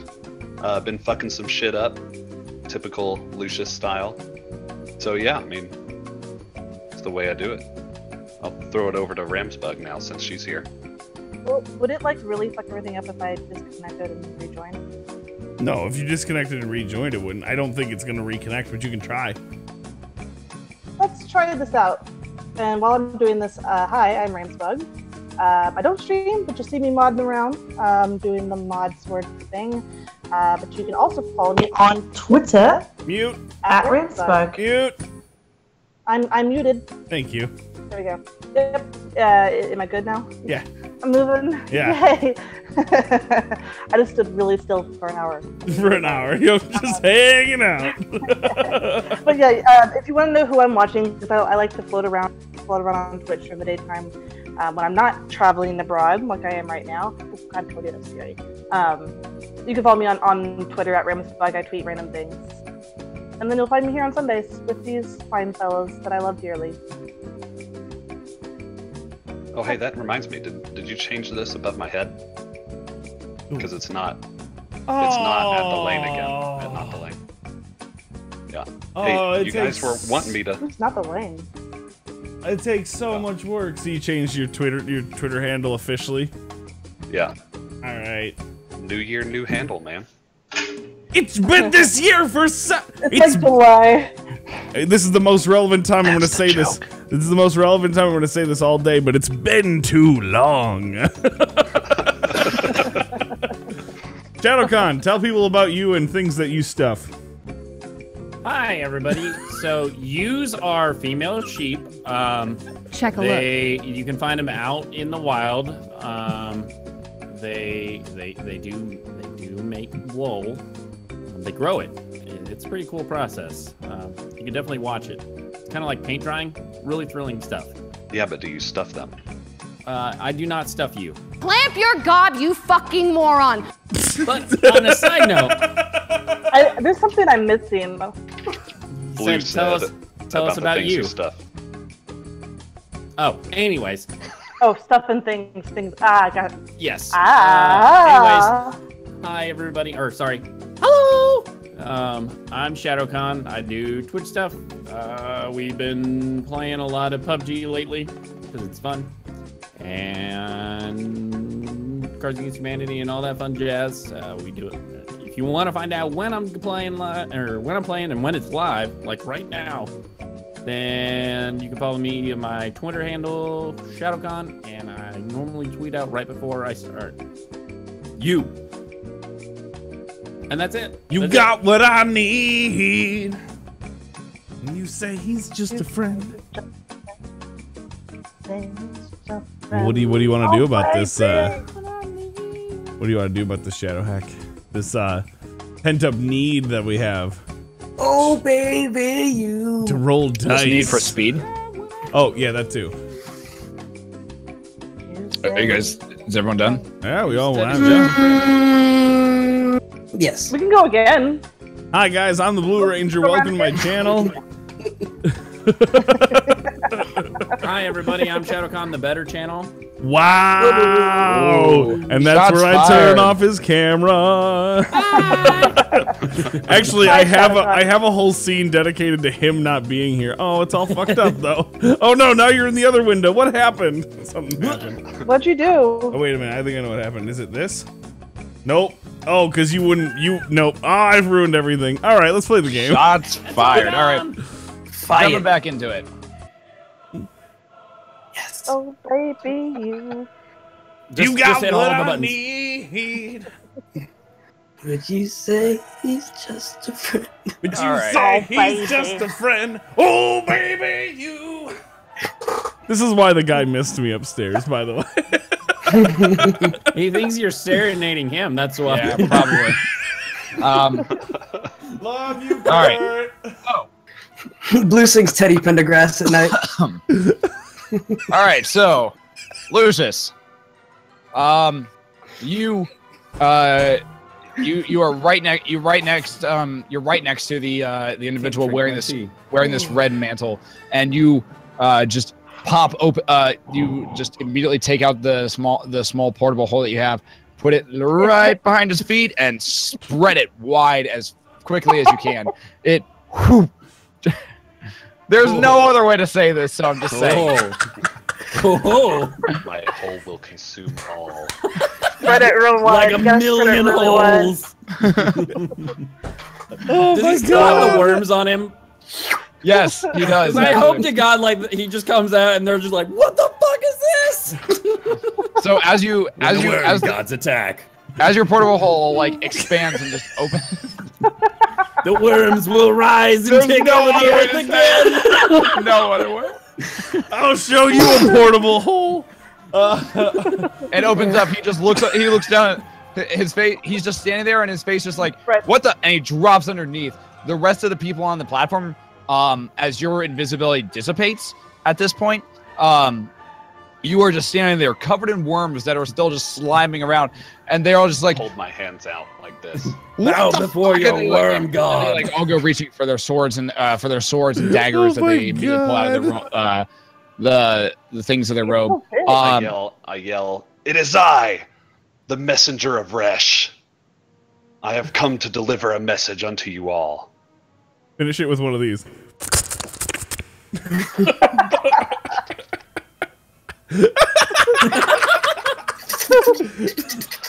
Now, do I have command over the worms on my body? Like, can I make them move? Make a deception check. Deceive. Do it. Oh! Yeah! It hung on that 3 too long. They stand there. They're just like, they look over at you as you hear a voice come out of the hole underneath that's still on the platform. Resh has never sent a messenger before. I speak for him. He speaks to me. Wait, who are you? I closed the hole up behind him. Whoop. You close the hole up and put it back in your pocket. Well, I mean, after he fell in, I just kind of. Okay. All right, you pulled it back up. You hear one of the others go. And what does Resh command? What is his command? What does he say? Was that someone behind me? It's one of the guards who's like staring at you at this point. I snap to him real quick behind me, and then I hold my hands toward him and I say, "Resh finds your sacrifices cowardly. Resh demands the best. Resh demands his own acolytes that will only fulfill the prophecy." While holding my hand like this. Prophecy? What prophecy? The prophecy of his return. Resh is sending his minions into the world via these sacrifices. He's preparing the world for his return. Make a deception check. Again? Again. Great. 13? Bend luck. Oh, baby. God damn it. Did we come to a conclusion if I can command the worms? I don't want to make them fly out of my I have body, to remember. but... I forgot about your chaos thing that you did.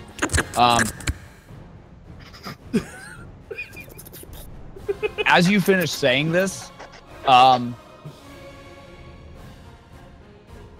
as you finish saying this, you feel the magic begin to bubble up inside of you again. Find the restrooms. And you feel just this immense power purple energy starts to kind of like radiate off of your skin, and you glance down and you're just like you glance down at your hands, just seeing this purple aura kind of radiating around your arms right now. So they're purple worms now? Yep, purple worms, and they're just. So confirmed. What are you doing with it? This energy is building you. Resh is pretty pissed at this guy that just questioned him, so okay. I unleashed the hand toward him. You release the hand towards him, and as you do, the energy explodes, but not towards him, back towards you. As the entire area around you is just immediately filled with the hunger of Hadar. What the fuck is happening right now? Worm gods are pissed. Worm gods ain't having none of your shit. So this is what happened. As you release the purple energy towards him, a dark gateway opens up immediately on your palm and just expands directly in front of you. The entire area in a 20-foot radius around you, encompassing the entire portion of this top platform, is a sphere of darkness that if the camera was to pan out from it, would just a black sphere just immediately appeared above it. People looking in see stars and almost like a galaxy far away from this material plane that is just orbiting and rotating in it. You immediately feel weightless. The entire area you see as the other like 5 cultists that are on top of this platform are just also now floating in this dark and but yet oddly beautiful like galaxy that is just currently floating around. And you watch as like you're just floating around for a moment before purple tentacles just immediately emerge out of the ether and grab onto the different cultists, and they're just like, oh god! And they gotta make some dexterity checks here. Nice. Okay, well, it's with disadvantage, so that was all right. 2 11s, all right, so that one, nope. And Lucius, I need for you to make a dexterity check. Saving throw or check? Check. It is with disadvantage because you're weightless. 13. Okay. You do save it. As these purple tentacles just start reaching out towards you, and you manage to just dodge out of the way, like kind of like pushing off of one and managing just to just fly backwards away from the other one that just kind of comes out directly around you. One of the other tentacles just reaches out, grabs one of the cultists, and yanks it back into pretty much oblivion. You're still kind of floating back in a backwards direction at this point. What do you want to do? Do I have control over this spell? You have control over it, but it is not a spell you've ever cast before, and you have no idea what is happening. You've never cast this. You've never. I'd say make a history check to see if you've ever heard of it. Actually, this would be just a straight intelligence check. Intelligence check. Never mind, don't do that one, because it was bad anyway. That's also bad. Yeah, this is a spell you've heard of, but you have no clue how to control it or anything. It's kind of like what happened to me in the past. Yeah, kind of. Lucius, you there? I don't think I can hear anything. Surprisingly, you do actually hear it. Oh! I reach back onto it, and I say, I am the messenger of Resh. You say this as another tentacle just reaches out or begins reaching out towards you, and just like it pops out of the ether and reaches out towards you. Make another dexterity check. Guys, I think Lucius has finally lost it. All right, because we can hear this, so I'm just like I'm getting in there. So I head towards Lucius quickly at a hurried pace. Where are you, Lucius? Lucius, you take 2d6 of cold damage as the coldness in this area like the coldness in this area hits you, and then you also take 1d6 of acid damage as the tentacle wraps around you and begins melting through your robes and through your armor, through your worm armor at this point. As we're running, can I go ahead and bless the dudes? Yeah. So you guys are running. It's probably gonna take you a few turns to get for a few minutes to get there. Okay. I bless them as we run. Yeah, but you bless everybody. So And we have I'm Pass wrapped. Without a Trace. You're wrapped at this point, yeah. And are all 5 of the other guards wrapped? All 5 of the other guards have been wrapped and pulled into nothingness, into oblivion at this point. Then I would like to clear my mind Okay. of all magical focuses Yeah. to try and get rid of this thing. Okay. Make a wisdom check to see if you can control your power. Fuck. Tides of Chaos? It works once. You're gonna be rolling two. You're gonna be rolling Oh, two. God. You're gonna be rolling 2 of them. 2 D100s? Yeah, if you do Tides of Dude. Chaos. Let's do it. I'm all for it. God. That was worth it. Yeah, roll 2 D100s. It was nice knowing you, Leucis. 46 and 75. I really hope that he just expands into the nothingness. Like he's just a balloon inside of this. Jeska and Tonph, roll me those D4s, please. Oh my god, this is ridiculous. I appreciate. Look at him suck on that vape. He's like, I'm gonna die. I'm gonna die. This What? is the end of Lucius. See got what I this. put in 2 the threes, chat? okay. I He got did. this. He did. He did. I tell you, he did. 46. Generally speaking, wild magic has been going pretty well. For You the got most worm part. armor once. And dropped a few boulders. Oh, he's shady Go stepped fuck all your around this place. boulders. But that's a nice. Oh my boulder. god, this is the most ridiculous use of this shit I've ever seen. This is beautiful. I love it. Okay. So Lucius, as you're sitting there trying to calm your mind and encapsulate yourself, you feel the energy once again kind of continue to well up in you, and you just take a deep breath and exhale, and as you do, fog just comes out of your breath and just envelops your entire body, all around you in a Space. and there's like this thick smell of brimstone that just kind of like encapsulates this area as you're just trying to get your magic under control. And I think then to myself, hey, I'm half dragonborn. you think this as you're trying to clear your mind.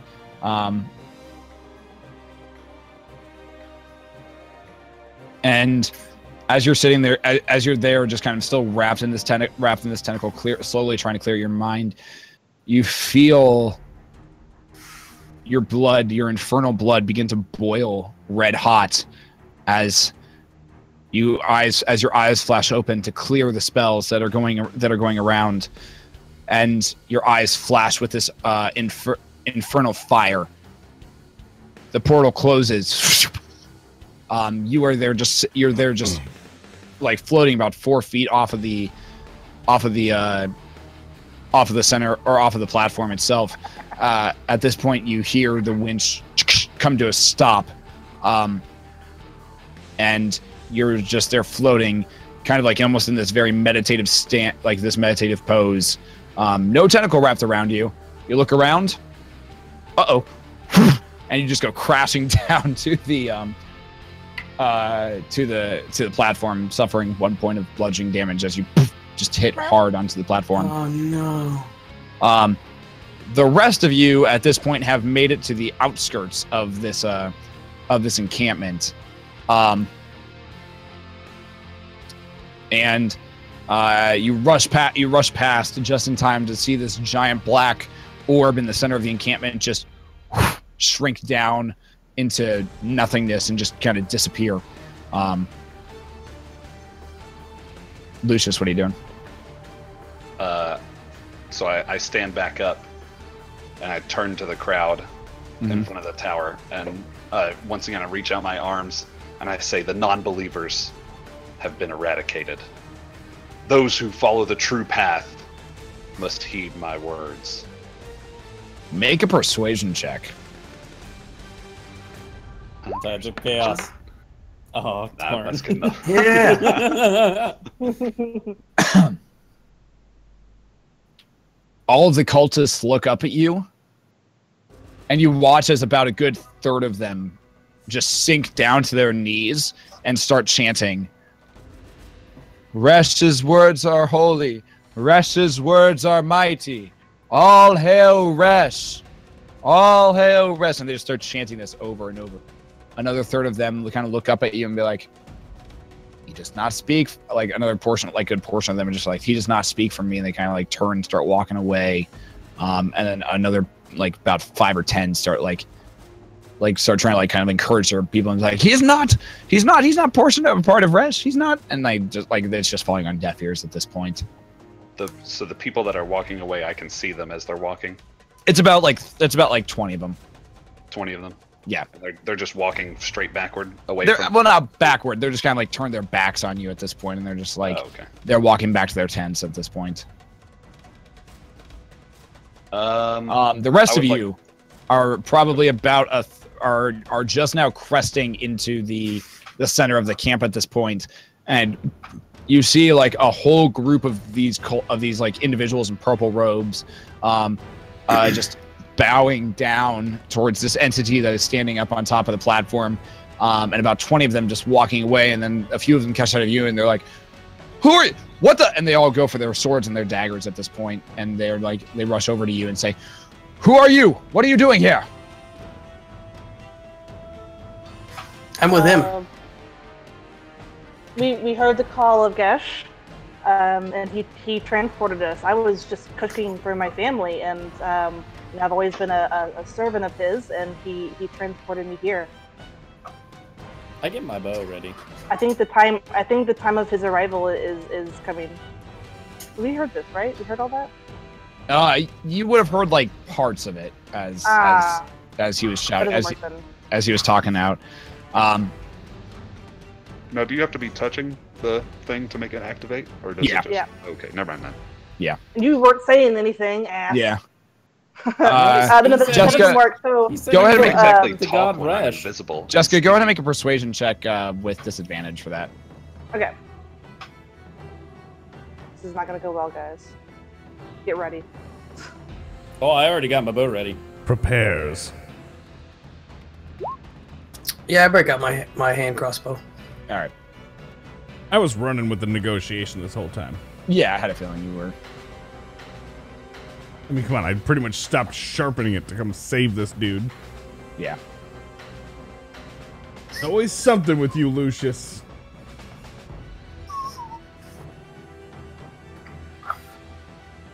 Kind of keeps us on our toes, though. Yeah, it does. Effectively, I've killed the leader. I like Battle to imagine glasses, he's just engage. squirming around in there with like a bunch of cups, charcoal. There's some rope in there, some dude's head, and his heart. Some dude's head. Yep. Yeah. You probably craft something with all that stuff. Yeah, that's all I got probably. in there. Head in a cup. Sorry, I'm sorry. One thing. Head in the cup. Kazoo. All right, there we go. Cool. Did And you he's miss? suffocating. It's okay, because the All right. cup is attached to a string. And it's attached to the head. Oh my god. Okay, so they look over you. Or they look over you at Jeska and are like, Resh will find your sacrifice even better than those that we have already sent to him. I don't think he'll like me. I'm pretty gamey tasting. Lucius, you see the rest of your party emerge kind of from the crowd at this point and are down on the outskirts of the outer area. By the way, I did have pass without a trace on. I know, but you guys kind of forsake that when you guys rushed into the camp. I just throwing it out there. I know. I was aware. I'm gonna hide because I have that uncanny ability. So I see them at the edge of the circle, and I point to them, and I say, "There, new followers of the true Resh. What do you say? I point at them and I say, there! New acolytes of Resh come to join the troop. Make a persuasion check. Sorry, I clicked it twice. 12. Okay. The ones who are already bowing seem to like pretty much you have their like full devotion at this point. The ones that kind of the ones that have turned around and are walking away don't really seem that interested in it. They start advancing on your group, on the group with swords and daggers drawn. And it's here that we'll pick up next week on the Riot Sessions. No. Yeah. Battle time. I handled them though. Oh my god. Great. You did handle a good chunk of them though. Fantastic. Hogor did. Gracie, No, Khajiit, this- thank you so much for that sub. Yo, I just yeah. wanted. Hey, I don't No, like this whole yelling over exchange- everybody, but still. That we did, was it happened to be around 10 minutes worth of time? Between you and Between me wrapping the dude up and where we are now. it's not 10 minutes yet. It's probably been maybe 3. Don't yeah. Maybe 3 at the out at the outermost at this point. Like it was happening very quickly in rapid succession. That's fine. I was just curious. Yeah. Want that Thank you everyone who's been watching and hanging out tonight and who's watching this on YouTube. Good timing, a lot of fun. And we will be back next week for more of this insanity that is ensuing right now. Did not see that happening tonight. So, good.